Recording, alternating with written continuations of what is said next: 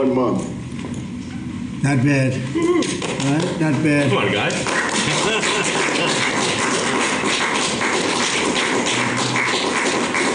Yeah. I see Howard and Scott are here, so it's great.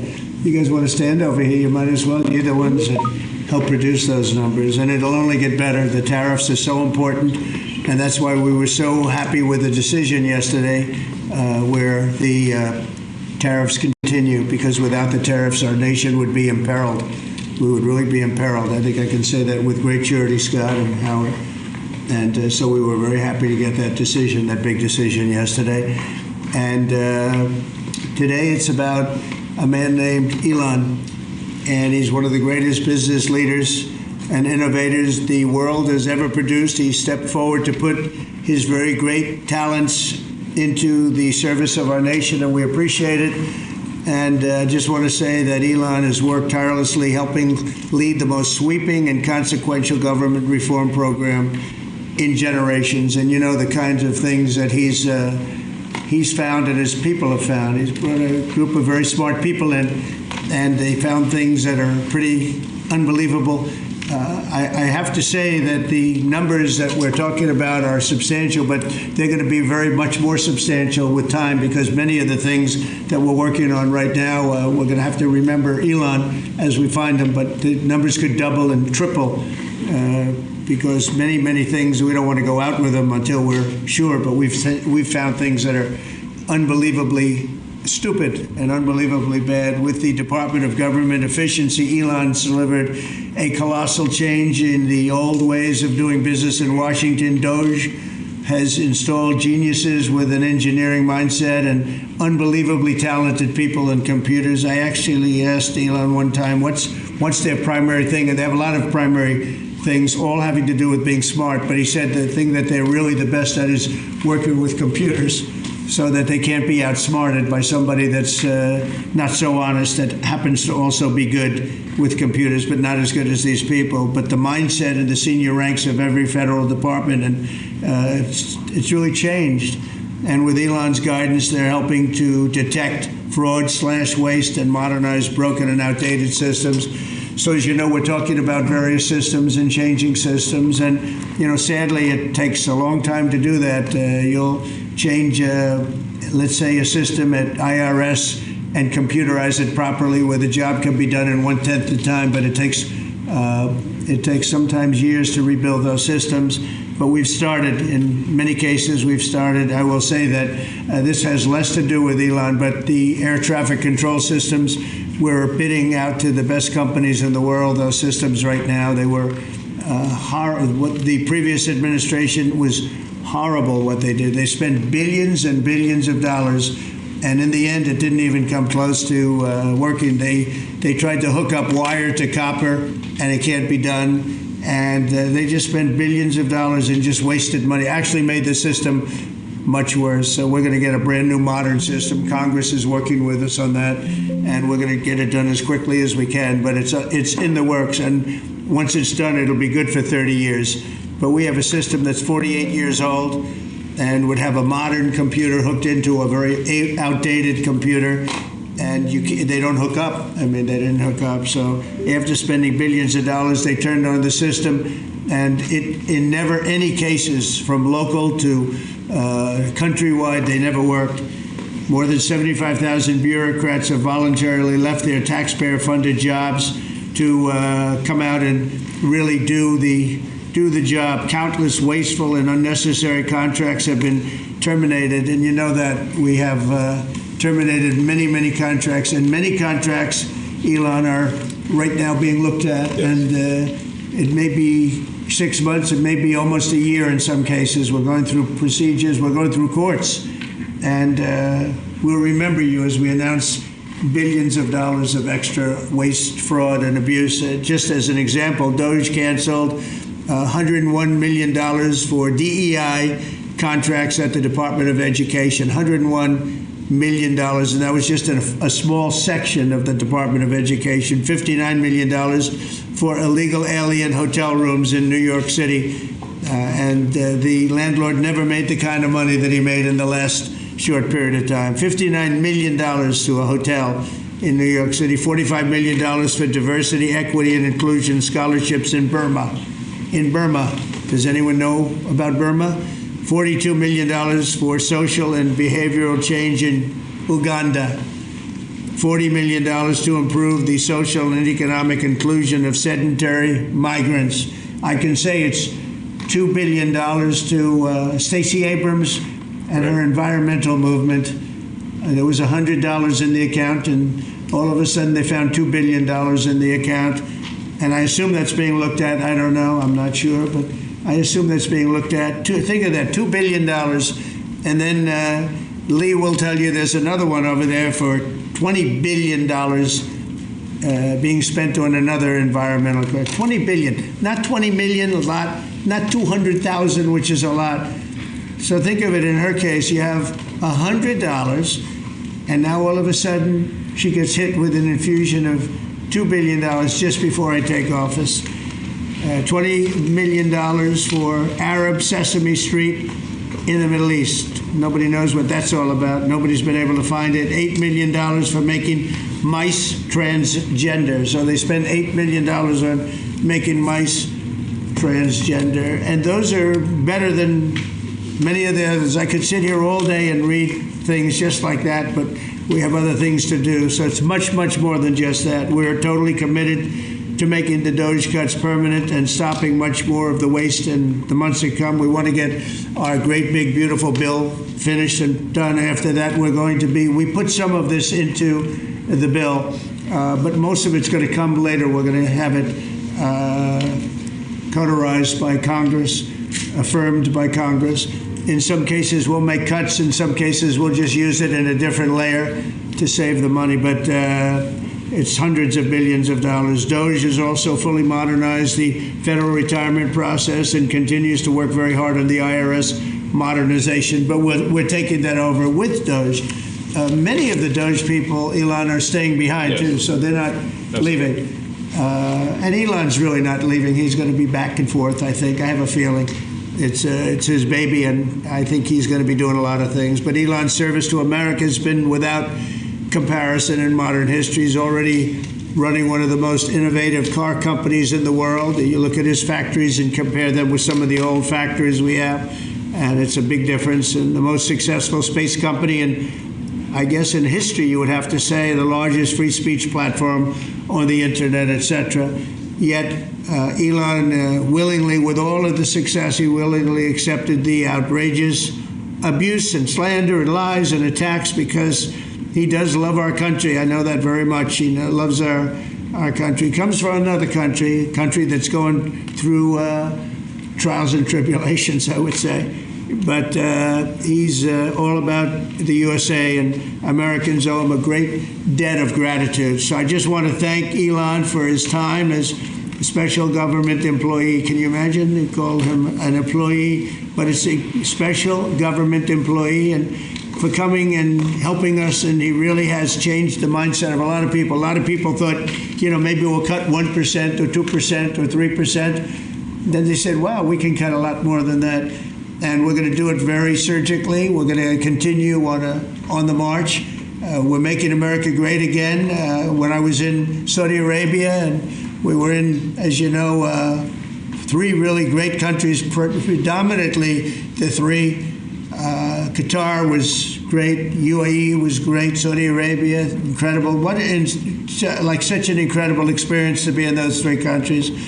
But the Crown Prince of Saudi Arabia, and I must tell you, the great leaders of the other two that we just mentioned, they all said the same thing, that the United States is the hottest country right now anywhere in the world. And 6 months ago, we thought it was dead. It was like a dead country.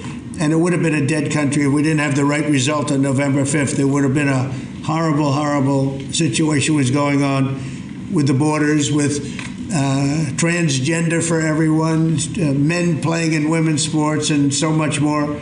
But they were saying the hottest country anywhere in the world. And then I played that little clip because I was one person who's respected, or two people, because Joe was in that one too. Joe's a good man. But that was one group of people saying something about the success of what we've done over the last 4 months. They cannot believe it. In the one case, they said they've never seen anything like it as long as they've been doing what they've been doing. They've been doing it for a long time. So I want to thank Elon for helping. And again, you know, the United States right now is the hottest country anywhere in the world. There's no country as hot. And we're doing really well. We came, when I left, we had no wars, we had no problems. We defeated ISIS, we rebuilt our military, and we had no inflation. And when I came back, we had a lot of inflation. We had wars all over the place. We had the embarrassment in Afghanistan where we gave up billions and billions of dollars of military equipment, the most embarrassing moment in the history of our country, I believe. I believe that strongly. We have Russia with Ukraine. We had the attack on Israel in October, the horrible attack, October 7th. Horrible, horrible attack. Nobody's ever seen anything like it. And now we have something where we're really healing a lot of that. We stopped India and Pakistan from fighting. I believe that could have turned out into a nuclear disaster. And I want to thank the leaders of India, the leaders of Pakistan, and I want to thank my people also. We talk trade. And we said we can't trade with people that are shooting at each other and potentially using nuclear weapons. And they're great leaders in those countries, and they understood and they agreed. And that all stopped, and we're stopping others from fighting also, because ultimately we can fight better than anybody. We have the greatest military in the world. We have the greatest leaders in the world. We put one of them in charge of the Joint Chiefs of Staff, as you know, General Raisin Kane. And we wiped out ISIS, completely wiped out ISIS in 3 weeks. They said it would take 5 years, and we did it in 3 weeks. And that's the way it is, but we don't want to have to use our military. We want to be peace through strength when we can, and that's the way we're going to have it. So I just want to thank Elon and all of his people. Most of those people are staying. Almost all of them are staying, and they're going to be with us. And you're going to see the results coming long into the future. Even a year and 2 years later, you're going to see a lot of the results, and those hundreds of billions of dollars are going to be adding up, and they're going to continue to add. It'll be interesting, really interesting to see what the final number is going to be. But again, Elon gave an incredible service. Nobody like him, and he had to go through the slings and the arrows, which is a shame because he's an incredible patriot. The good news is that 90% of the country knows that, and they appreciate it, and they really appreciate what he did. And I gave him a little special something we have here. Thank you. A very special that I give to very special people. I have given it to some, but it goes to very special people, and I thought I'd give it to Elon as a presentation from our country. Thank you. Thank you, Elon. Thank you. Take care of yourself. Thank you. You see the lock. The lock on this is amazing. That's right. Large lock. Well, let me say perhaps a few words. That this is not the end of Doge, but really the beginning. My time as a special government employee necessarily had to end. It was a limited time thing. It's 134 days, I believe, which ends in a few days. So that it comes with a time limit. But the Doge team will only grow stronger over time. The Doge influence will only grow stronger. It's I'd liken it to sort of Buddhism. It's like a way of life. So it is permeating throughout the government. And I'm confident that over time we'll see $1 trillion of savings and a reduction in $1 trillion of waste and fraud reduction. The calculations of the Doge team thus far, in terms of an FY25 to FY26 delta, are over 160 billion, and that's climbing. We expect that number will probably go over 200 billion soon. So I think the Doge team is doing an incredible job. They're going to continue doing an incredible job, and I'll continue to be visiting here and be a friend and advisor to the president. And I look forward to times being back in this amazing room. By the way, isn't this incredible? Look at this incredible. It's stunning. I think the way that the Oval Office, how the president has just completely redone the Oval Office. It's beautiful. I love the gold on the ceiling. Thank you. It's pretty nice. Yeah. That's been there a long time. That was plaster. Nobody ever really saw it. They didn't know the eagle was up there, and we highlighted. It's essentially it's a landmark, a great landmark, and that's 24 karat gold, and everybody loved it. And now they all see it when they come in. So it's been good. The Oval Office finally has the majesty that it deserves, thanks to the president. So I look forward to continuing to be a friend and advisor to the president, continuing to support the Doge team, and we are relentlessly pursuing $8 trillion in waste and fraud reductions, which will benefit the American taxpayer. So that's it, really. Thank you, Mr. President. Thank you. All right. Great job. Thank you. Thank you, President Trump. The president mentioned that you had to deal with all the slings and arrows during your time at Doge. There's this. Well, some of the people, some of the media organizations in this room were the slingers. Well, so there is a New York Times report today that accuses you of blurring the line between. Is the New York Times, is that the same publication that got a Pulitzer Prize for false reporting on the Russiagate? Is it the same organization? I got to check my Pulitzer counter. It is. I think the judge just ruled against the New York Times for their lies about the Russiagate hoax, and that they might have to give back that Pulitzer Prize. That New York Times. Let's move on. Okay, then next question. Trump, I got one for President Trump. So President Trump, Biden aides who used to work here are in talks with Republicans in Congress to go and testify about what they did or didn't do to possibly conceal President Biden's decline. Do you think that Dr. Jill Biden should also have to come in and testify about what she did or didn't do? Well, I hate the concept of it. It's the wife of a man who was going through a lot of problems, and everybody that dealt with him understood that. And I guess it came out during the debate loud and clear. That was the biggest signal of all. They have to do what's right. The country was there was a lot of dishonesty in the election, as you know, of 2020. That's been now caught. People understand it. It was a rigged election. And when you go further out, when you see the auto pen, I think the auto pen is going to become one of the great scandals of all time, because you have somebody operating it or a number of people operating. Because I knew Joe Biden. Joe Biden wasn't in favor of opening up borders, letting 21 million people into this from prisons and mental institutions and gang members. He wasn't into that at all.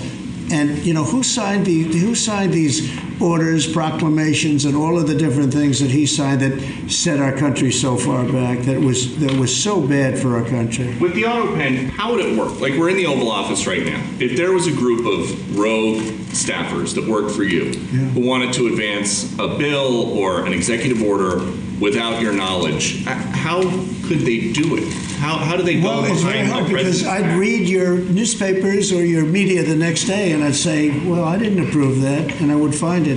They wouldn't get away with it for long, because I'd say, I never signed that. Who the hell signed that? Auto pens, to me, are used to sign letters to people, because we get, I think they said 20,000 letters a week, and you like to be able, when somebody takes the time to write a letter, it's nice to sort of write back. And auto pens are meant for that. Auto pens are not meant to sign major proclamations or tax cuts or borders, anything having to do with the border, which is so important. And if it happened on my watch, I would be able to see it, because the next day or sooner I'd be reading about something that I knew nothing about, and who the hell signed this? So I almost never use the auto pen. In fact, yesterday I was signing about 81, I think it was 81 proclamations and statements to people that I think should be signed by us. I think when you write letters to foreign dignitaries or presidents or prime ministers, you should be signing those letters, not done with auto pens. I understand he signed almost everything with an auto pen. It's a very dangerous thing. It really means you're not president. Whoever operated the auto pen, and we think we know who that is, and it was actually more than one person, but that's not what the presidency is all about. I hardly used to hear it. Reinstate the tariffs on China. You said that they violated the agreement with the U.S. Well, they did. They violated a big part of the agreement we made. If you read that whole statement, I was very nice to them. I helped them because they were in trouble with the stoppage of a massive amount of business. But I'm sure that I'll speak to President Xi and hopefully we'll work that out. But yeah, there's a violation of the agreement. Yeah, please. Mr. President, can you give us an update to the latest ceasefire agreement that Israel has agreed to, but Hamas is still considering? Well, they're very close to an agreement on Gaza, and we'll let you know about it during the day or maybe tomorrow, and we have a chance of that. And I think we have a chance of making a deal with Iran also. They don't want to be blown up. They would rather make a deal, and I think that could happen in the not-too-distant future. That would be a great thing if we could have a deal without bombs being dropped all over the Middle East. That would be a very good thing. They can't have a nuclear weapon. We want them to be safe. We want them to have a very, very successful nation. Let it be a great nation, but we can't have them. They cannot have a nuclear weapon. It's very simple. And I think we're fairly close to a deal with Iran. Mr. Question for you. Yeah, please. You said just now that you look forward to being a friend and advisor to the president. So do you expect to continue advising the president and Doge informally, or are you going to sort of shift your focus entirely to your companies? Well, I expect to continue to provide advice whenever the president would like advice. I hope so. I mean, I expect to remain a friend and an advisor, and certainly if there's anything the president wants me to do, I'm at the president's service. Mr. Musk, on Doge, you said that there was $1 trillion promise for cuts from Doge. Yes, I think we do expect over time to achieve the $1 trillion. But what have you found in your time here was the biggest roadblock to getting those cuts? Was it the cabinet, or was it Congress, or something else? What was the biggest roadblock from your work? It's mostly just a lot of hard work. It's really not any one person or Congress. It's going through really millions of line items and saying just each one of them makes sense or does not make sense. Obviously, at times when you cut expenses, those who are receiving the money, whether they're receiving that money legitimately or not, they do complain. And you're not going to hear someone confessing that they received money inappropriately. Never. They're going to always say that they received money appropriately for an important cause. Naturally, that's what you'd expect. So we just have to. It's just a lot of work going through the vast expenses of the federal government and just really asking questions. What's this money for? Are you sure it's actually being used well? Many times we can't even find anyone who defends it. So for a lot of the expenses, there is actually no defender at all. And then we have to just work through the process of stopping the spending, where there's often literally no defender. Nobody even knows why the money's being spent. It's truly absurd. I mean, we find situations where there are millions of software licenses with 0 people using them. 0. Exactly. This is the quizzical expression. You're like, surely, if there's millions of software licenses, someone should be using them. No, and then we've got to go through the process of saying, okay, look, if no one's using the software, we can terminate this software license agreement. That's everywhere in the government, by the way. Mr. Musk, what do you think would be easier, colonizing Mars or making the government efficient? It's a tough call, but I think colonizing Mars and making life multi-planetary is harder. And as I said, we do expect to achieve over time the $1 trillion of savings. We can't do it in like a few months, but if you say by the official end of Doge, which the president may choose to extend, is the middle of next year. Say by the middle of next year, with the support of the president and Congress, could we achieve $1 trillion of savings? I think so. We're on track to do so. Do you have faith that Congress is going to do Thank you, Mr. President. You had mentioned earlier in the week that Doge had become a whipping boy, and as the president mentioned, you went through a lot to go through this process. Yes. Was it worth it for you, and what would you change? Yes, so what we found was happening was that if there were any cuts anywhere, then people would assume that was done by Doge. And so we became like essentially the Doge boogeyman, where if so any cut anywhere would be ascribed to Doge. A friend of mine's daughter, who's at law school at Georgetown, thought that Doge had cut the Senate, the internships the legal internships for the Senate, and we have nothing to do with that. So if they have been cut, it's not to do with us, just as an example. So, it just became a bit ridiculous where any cut anywhere was somehow Doge, and including things that made no sense. And we would agree made no sense. There are many things that occur in the government because it's the banal evil of bureaucracy. It's sort of the frankly largely uncaring nature of bureaucracy. It's as the great Milton Friedman said, money is spent most poorly when it is someone else's money being spent on people you don't know, and that's how federal spending is. And then you can't really even blame the individuals because the way the government works is complaint minimization.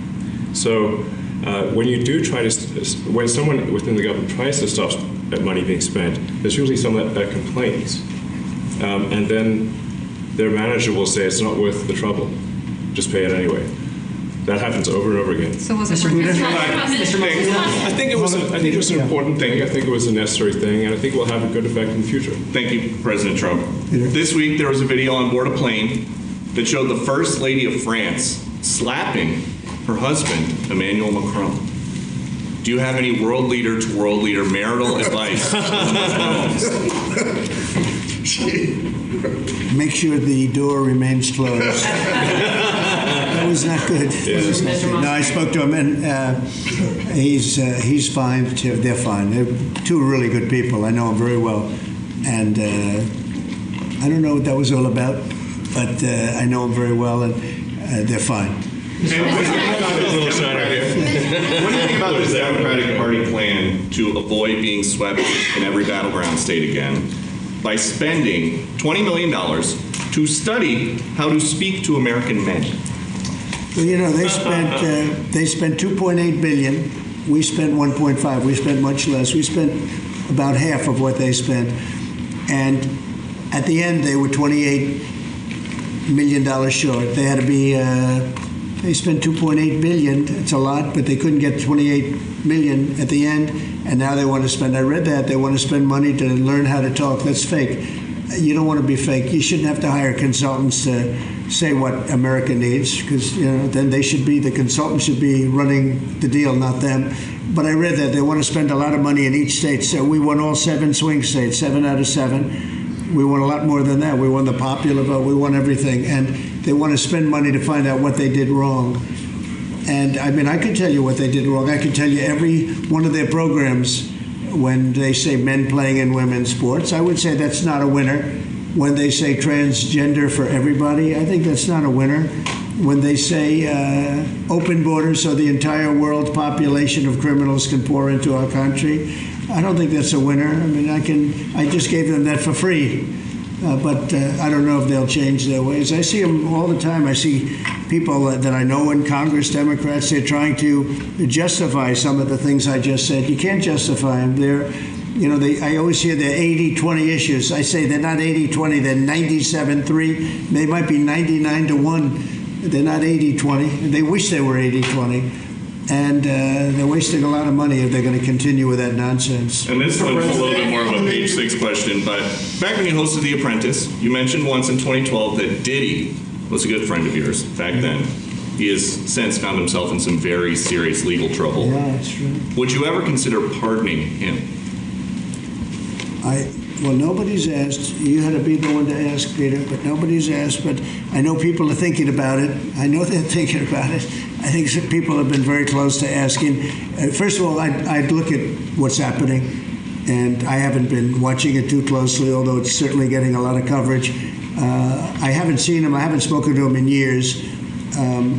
He used to really like me a lot, but I think when I ran for politics, that relationship busted up. From what I read, I don't know. He didn't tell me that, but I'd read some little bit nasty statements in the paper all of a sudden. It's different. You become a much different person when you run for politics and you do what's right. I could do other things, and I'm sure he'd like me, and I'm sure other people would like me, but it wouldn't be as good for our country. As we said, our country's doing really well because of what we're doing. So I can't, it's not a popularity contest. So I don't know. I would certainly look at the facts. If I think somebody was mistreated, whether they like me or don't like me, it wouldn't have any impact on me. Mr. President, on the big beautiful bill, would you like to see the Senate build in some support for your tariffs on the big beautiful bill, or should that be a standalone bill? I have great support on the tariffs. I mean, I was so honored that we got that ridiculous stay lifted, because that would have taken away presidential power. It would have taken away everything that was granted by the founders. It would have been a terrible thing. And it would have, most importantly, would have left us vulnerable. We have a lot of countries that use tariffs on us and use them viciously, actually, viciously.